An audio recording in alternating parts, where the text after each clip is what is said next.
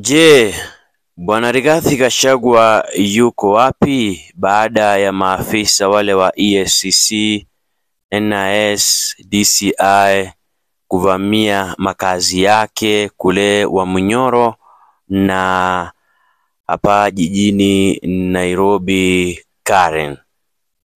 Aliyekuwa naibu wa rais Rigathi Gachagua aliingia mitini Jumapili jioni baada ya kupokea habari kuhusu mipango ya kumtia mbaroni.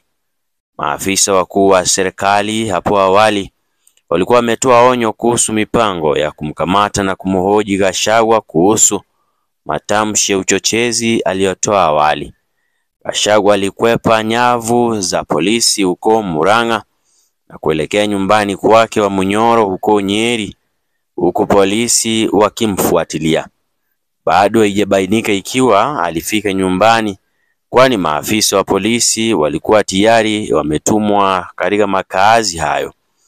Maafisa wanaofahamu operesheni hiyo walisema hawakumpata usiku. Mmoja wa mawakili wake Ndewa Njiru alisema Jumapili polisi walizingira nyumba zake. Hapo awali, mtazamaji wangu, wikendi naibu rais Profesa Kithure Kindiki na waziri wa usalama wa ndani Kipchumba Murkomen walimuonya Bwana Gachagua wakisema anapandisha joto la kisiasa kutimiza ajenda yake ya kisiasa kuelekea uchaguzi wa mwaka 2027. Wawili hao walisema Bwana Gachagua ambaye aliondolewa mamlakani na bunge mnamo Oktoba mwaka jana baada ya kuhudumu kama naibu rais kwa miaka miwili hayuko juu ya sheria. Serikali ilisitiza kuwa haitasita kumnyaka Bwana Gachagua iwapo ataendelea kuwa tishio kwa usalama wa nchi. Inasema kuwa Bwana Gachagua sasa anatumia masaibu yake ya kibinafsi kisiasa kueneza fujo na taharuki kwa kisingizio kwamba anasaka umaarufu wa kisiasa. Serikali imemjibu Bwana Gachagua kutokana na matamshi yake kwamba Kenya huenda ikatumbukia katika ghasia za uchaguzi wa mwaka 2027 iwapo IEBC itatumika kuiba kura za mwaka 2027. Wacha mwanaume huyo aendelee kupiga kelele na kuwachochea wa Kenya. Tutamkamata. Siku ile alituambia kuwa akiondolewa basi kutakuwa na ghasia. Kulikuwa na ghasia, akasema. Alipoona hakukuwa na ghasia, alienda nyumbani na kusema kuwa aliwatuliza watu. Tutamkamata, akasema Bwana Murkomen akiwa Iten, kaunti ya Elgeyo Marakwet. Alirudia matamshi hayo akiwa katika kaunti ya Trans Nzoia. Alisema Bwana Gachagua hayuko juu ya sheria na serikali itawaandama viongozi ambao wanawachochea raia na kuiharibia serikali sifa. Wajue kwamba wataguswa. Tuna makinika kuhakikisha amani na usalama wa taifa, wala hatutatishwa na yeyote akifikiria tutamwacha kwa sababu ya nafasi yake, akaongeza Bwana Murkomen kwenye mazishi ya Matisi Kitale mnamo Jumamosi.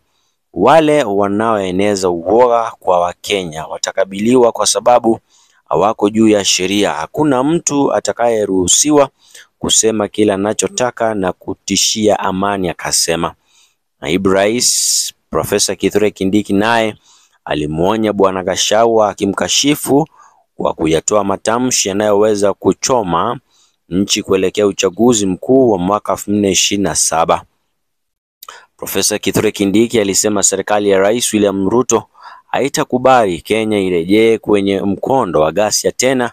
Alifananisha kiongozi yeyote mwenye nia ya kuanzisha ghasia na kundi la kigaidi la Al-Shabaab au majangili wanaowaua watu na kusababisha majeraha kaskazini mwa bonde la Ufa. Nchi yetu haiko katika hatari ya machafuko kabla na baada ya uchaguzi jinsi ilivyokuwa mwaka 2007. Wale ambao wanatabiri hilo ni maadui wa Kenya na wanastahili kukataliwa kabisa, akasema.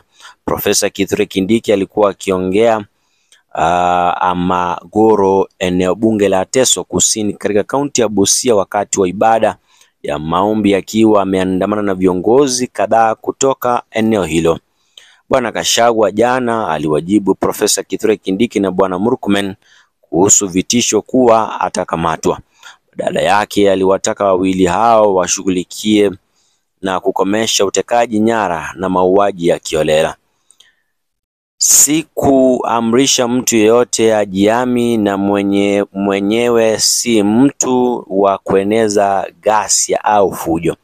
Nilionya tu tume huru ya uchaguzi na mipaka hapa nchini IEBC, kwa sasa kwa siasa zetu zina uhasama mkali na hakuna nafasi yoyote ya udanganyifu kwenye kura ya mwaka 2027, Bwana Gachagua alisema Jumapili.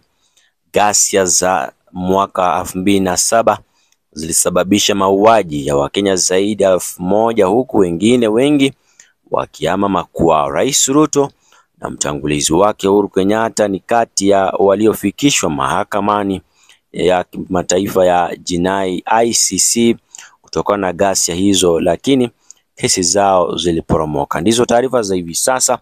Unaweza toa maoni yako hapo kwenye comment section kuhusiana na taarifa hizi. Nitakuwa narejea na taarifa nyingine zaidi, usikwende mbali. Hii ni Erwan Media.